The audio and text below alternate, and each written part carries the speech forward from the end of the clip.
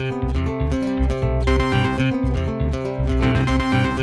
Dragon Age series is a very intense, very immersive RPG as compared to other RPGs. But in Dragon Age, not only do you pick how your character levels up and what kind of fighting technique or magic your character uses, but you also create in them an actual character. What they like, what they don't like, their names, their backstories, especially in Dragon Age Origins. In Dragon Age Origins, you could pick from 3 different races, from numerous different origin stories among these races, and then you can mold how they look. You can decide how they respond to things, their beliefs. Do they believe in the Maker? Do they not believe in the Maker?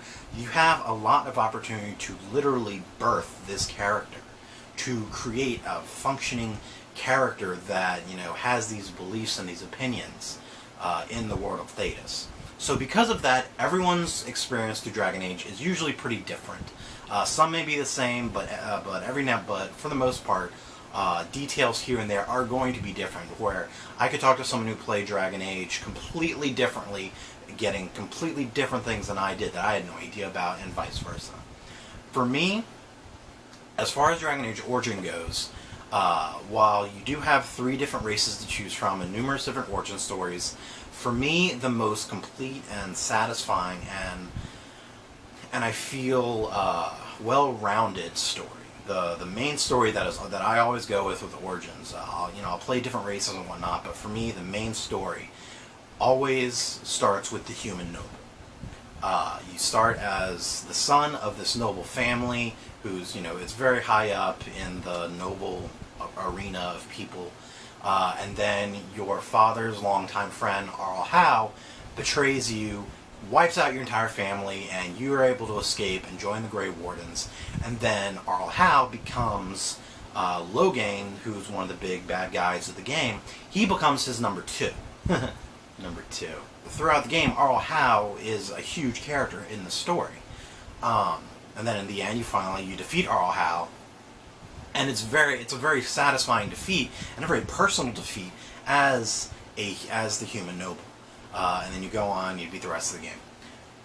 As a dwarf or an elf who has no connection or idea who Arl Howe is, that part of the story, which is a big part, feels kind of empty.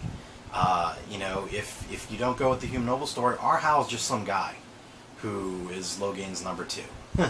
Number 2. But you don't really know who that character is. You don't really get a chance. I mean, you hear this and that, but you don't get a sense of who this bad guy is. He's just a bad guy to be bad. Whereas as the human noble, you get a little bit more in-depth characterization of that bad guy. So for me in Origins, the human noble is always the way to go. It's the main story for me to always go with the human noble.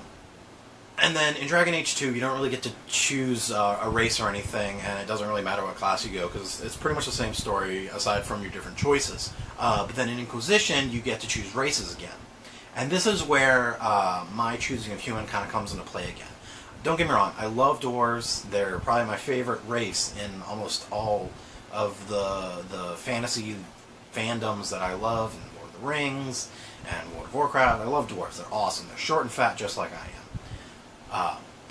And then the elves have a very original backstory. And I'll say this, in the Dragon Age world, the elves have an incredibly original and kind of different take on elves than I've seen in other fandoms. In the other worlds, elves are the graceful guardians of the forest, and they're eternal, and blah blah blah blah blah. In Dragon Age, they were the dominant race, but you find out in Dragon Age Inquisition that they basically warred and wiped each other out, and now the elves are little more than second-class citizens, if that. They're either beggars in the streets, or slaves, or wandering nomads in these camps. It's not like a beautiful elvish camp. They're like gypsies, basically. Not to say gypsies are bad, but hopefully you get what I'm saying. But in Dragon Age Origins and Inquisition, especially in Inquisition, choosing a human as the Inquisitor, it feels more natural. In the beginning, you start the game, you have the mark that ends up being the anchor that, you know, opens and closes fade rifts. But for most of the game, people think that you are the Herald of Andraste, basically like the prophet of the Christ figure in Dragon Age. So I feel like having that have been a dwarf or an elf or a Kunari, as interesting as that could have been, it just doesn't feel right to me. I don't know why. It's just something is off there.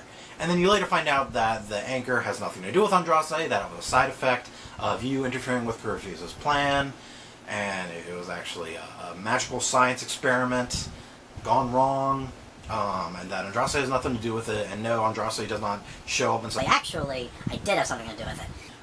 There's no sign of Andraste, except maybe in the spirit of the Divine.